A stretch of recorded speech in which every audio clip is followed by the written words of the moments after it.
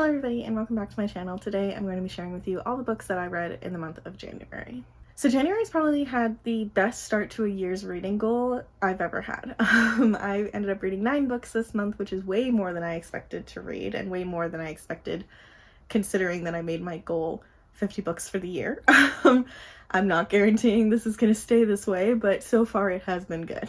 So without further ado, let's just get into the books that I read. I did not stick to my TBR as much as I thought, but I had a great reading month regardless. So the first book that I read during the month of January was on my TBR, and that is Vespertine by Margaret Rogerson. Margaret Rogerson is one of my favorite auto-buy authors now. I absolutely adore all of her work, and I'm so excited to see if there's going to be more of this. According to Goodreads, this is the first in a series, so I'm interested to see that because all of her books I've read so far are standalones. This follows our main character, Artemisia, who is a nun, or studying to be a nun, specifically a Grey Sister. In this world, the church is what runs the world, basically, after a horrible incident in their past in which one of their kings dabbled in dark magic and ended up blurring the line between the world of the living and the world of the dead, allowing spirits to take over bodies and create these kind of zombie-like creatures. The church is the only one equipped to handle it, and Grey Sisters and Grey Brothers are nuns and monks that train in order to battle and dispel these spirits. Artemisia has incidents in her past that she'd like to forget, and all she wants is just to become a Grey Sister, to stay in a convent somewhere remote and just tend to the dead as she's been instructed to do and as she's very good at doing. Until her convent is attacked and she ends up having to become inhabited by a revenant, which is a level 5 spirit, a dangerous spirit, in order to use their magic and save their world from destruction. I loved this so much. I loved the banter between Artemisia and the Revenant. It was just so entertaining, and I loved that half the book, basically was taking place inside of her head. But I really enjoyed these characters. I think it was a really enjoyable story, a really unique magic system, and a unique world with a lot of history that I'd be excited to explore. It does work as a standalone, so I'm very interested to see if there's going to be more according to Goodreads, or if Goodreads is just wrong, but I think Margaret Rogerson does a really good job of creating dynamic characters, creating great relationships between these characters that make you care about them even though you're only reading them for one book, and it makes it just such an enjoyable time.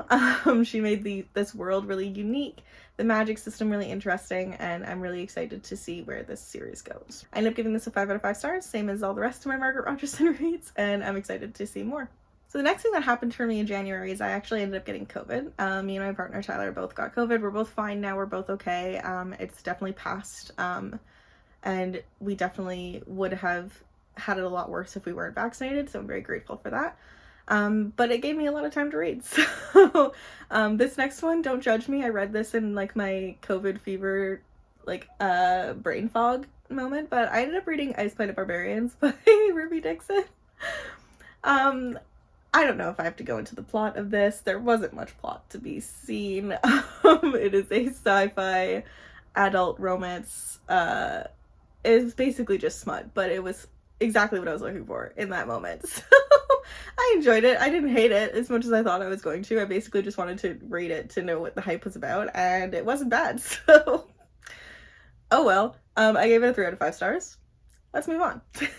Next up, I ended up reading For the Wolf by Hannah Whitten. This one was not on my TBR, but it was one that I've been wanting to read for a while, and I was really happy with the last fantasy book that I read, and it made me really want to pick up another one.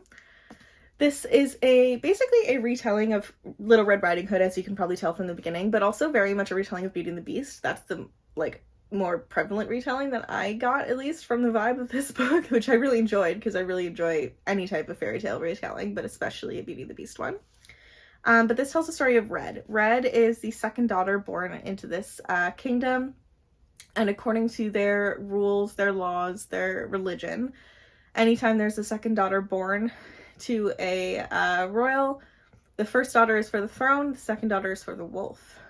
Years ago, hundreds of years ago in this world, their gods, basically, these 5 kings, went into this enchanted wood, basically, the Wilder Wood, and never came back.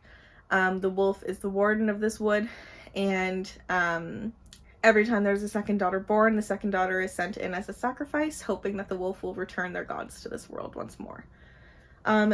Red has always been kind of resigned to her fate, whereas her sister Nev, who's they're twins, so they were only born a few minutes apart, has always felt immensely guilty and has always wanted Red to just run away and get away from this, but Red has kind of resigned herself to her fate, hoping that once she goes into the woods, she'd be able to get a control on this magic she's been keeping secret because of its danger. But when she ends up entering the woods, she finds out that the wolf is not a wolf but a man, and they have to work together using her precarious magic in order to save the world. I adored this so much. Red and Eamon, who's the wolf, have such a great character dynamic. I really loved their relationship. I really loved their friendship that they formed across the series, across the course of this book. I think Red and her sister Nev's relationship, the sisterly bond that they had, was incredible to read, and I really, really loved it. So often in fairy tales, sisters are often pitted against each other, but this one just completely turns that on its head, and they are the absolute most important person in each other's lives, and they just would do anything for them, as you see during the course of this book. I think the villain, I guess, was really interesting and dynamic, and I really enjoyed their characterization as well. I think the magic system was incredible. It was very naturalistic. It was very based on nature and linked to this eerie setting of the Wilder Wood. And I can't wait for more. The next book comes out in June, I believe. It's For the Throne. It's following Nev. And I can't get over it. I'm so obsessed with this. I loved it so much. I can't wait to read it again soon and to get the sequel. I gave it a 5 out of 5 stars again as well. I got very much gothic manor vibes from the keep inside the Wilderwood in For the Wolf, and so I decided to pick up a book that I started like April of 2020, I want to say, and got 70 pages in, and then I stopped reading it. So I decided to pick it back up. I just started it from the beginning, and that book was Down Come the Night by Alison Saft, a gothic fantasy novel following our main character Ren, who is a bisexual main character, by the way, which I really enjoyed that representation. But basically this follows Ren, who is a healer in the Queen's Guard, and after an incident where she lets a prisoner go, basically, by accident, she ends up being fired from the Queen's Guard and is being sent to a convent. And she also finds out that her best friend and the love of her life is rejecting her. In order to keep herself from being stuck in this convent for the rest of her life, and being cut off from her magic, she ends up accepting this invitation from this mysterious lord to go to his castle in the kingdom between hers and their enemies. It's kind of a neutral in-between place. She wants to go there, or he wants her to come there and heal his servant from this mysterious illness that has been ravaging his home, basically. So without telling anybody, she ends up going to this place, and she finds out that the servant that she is meant to be healing is not a servant, but is actually Hal Cavendish, which is the Reaper of Vesria, the sworn enemy of Ren's kingdom.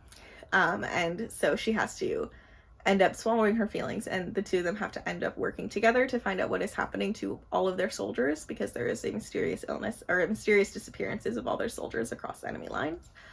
And there might be a answer within this gothic mansion. I really liked this. It was a really great enemies to lovers romance. I really loved the characters of both Hal and Ren, and their magic was so interesting. It was very, like, not technological, but like it was very much akin to technology, because the Middle Kingdom in which they were staying is very technologically advanced, whereas the other two bordering kingdoms that are at war are very magically inclined. So like there was a really great tension between magic and technology, and like whether or not you were special because you had magic or technology. I thought that was an interesting like dynamic that was happening within it. I loved Ren as a character. She was so flawed, but she was so precious, and she cared so much, and she just wanted to do right by her kingdom and right by her family. But she was really conflicted throughout the entire story, and I really enjoyed that dynamic. I loved the gothic elements of it, with the setting and the like mystery. It was very eerie. It was very creepy. I loved it. The actual storyline was super interesting as well. It wrapped up really quickly. I really would have wished to get a bit more of an expanded ending. And like I think it could definitely be open for a sequel, which I would be very open to.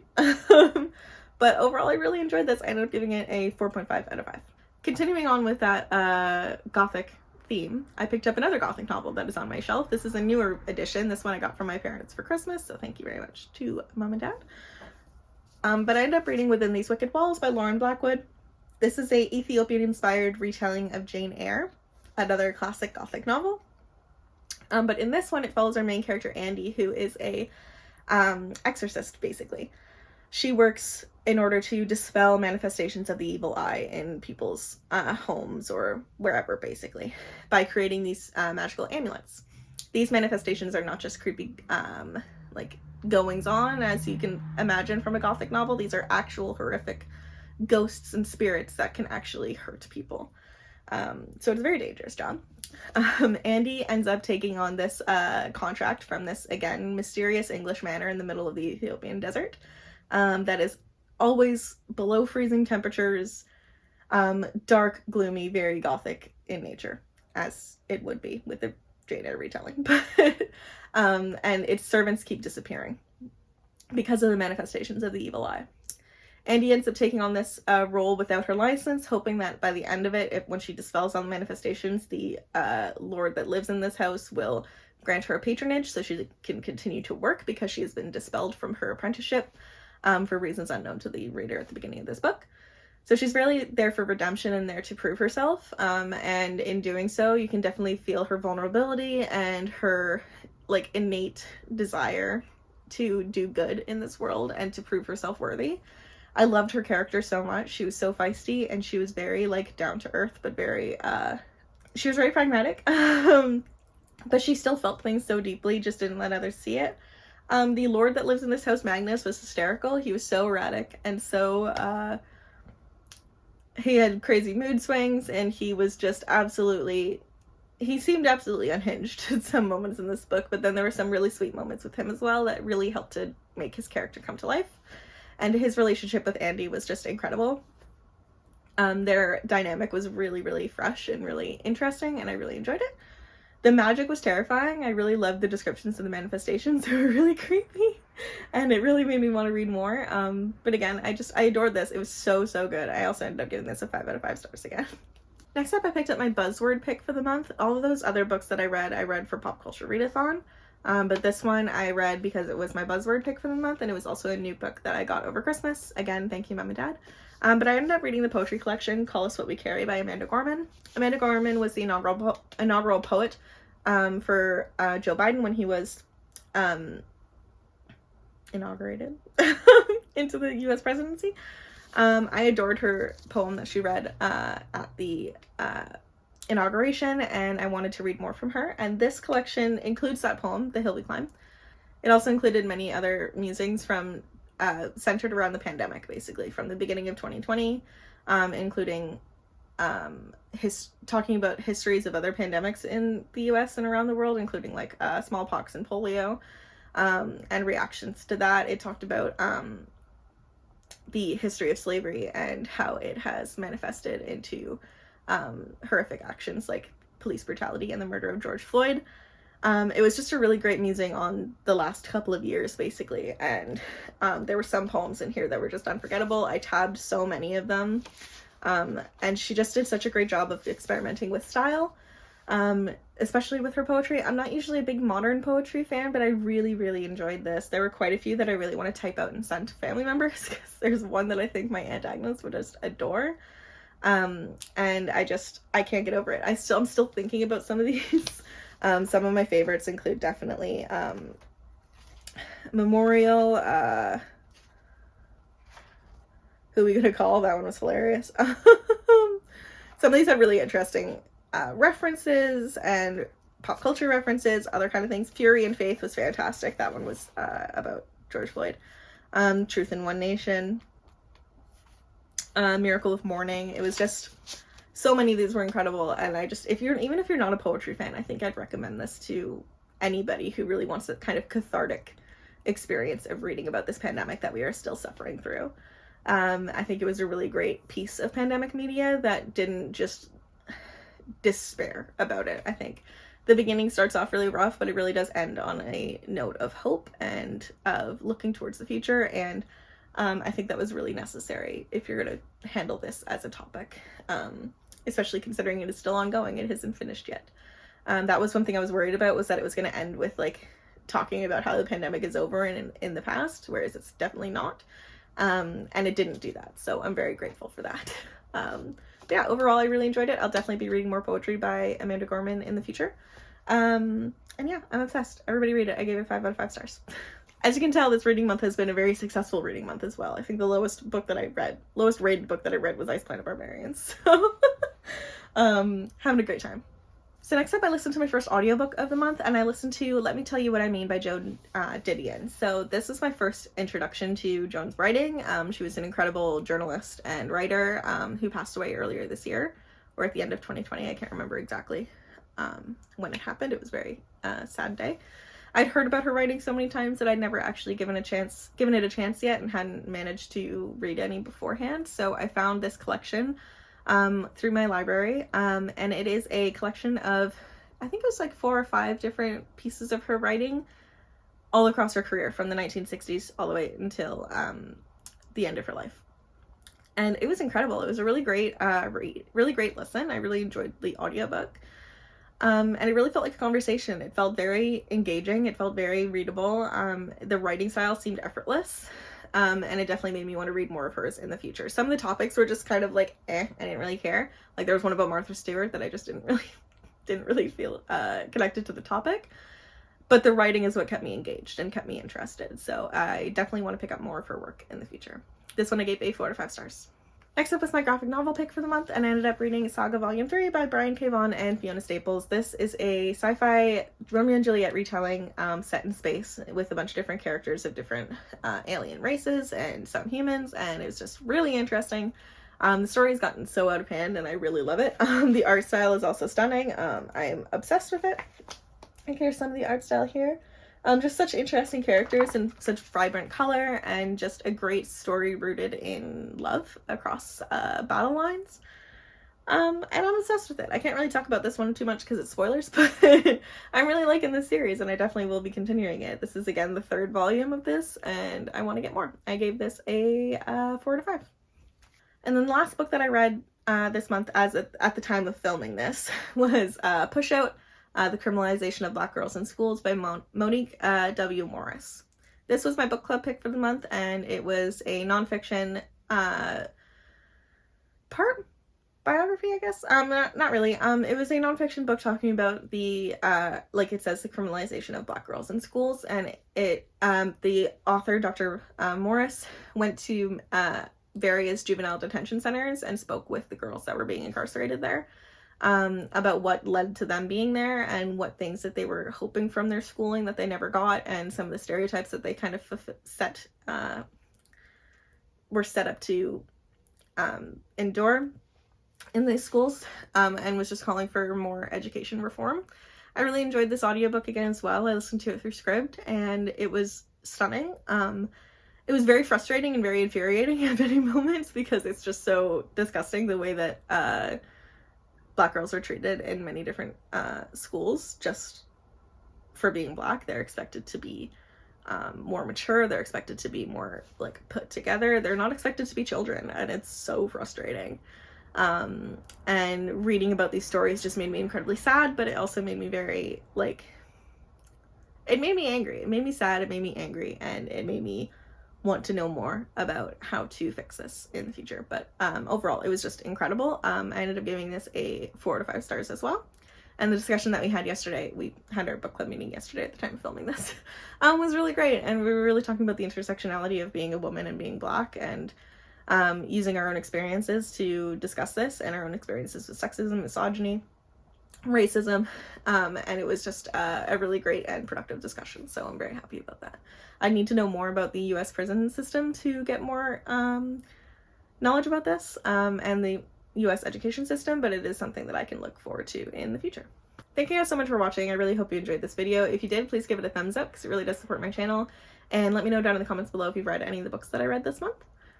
If you're new here, please subscribe. I put out new bookish and writing videos every week, and I hope you guys have a lovely day. Bye-bye.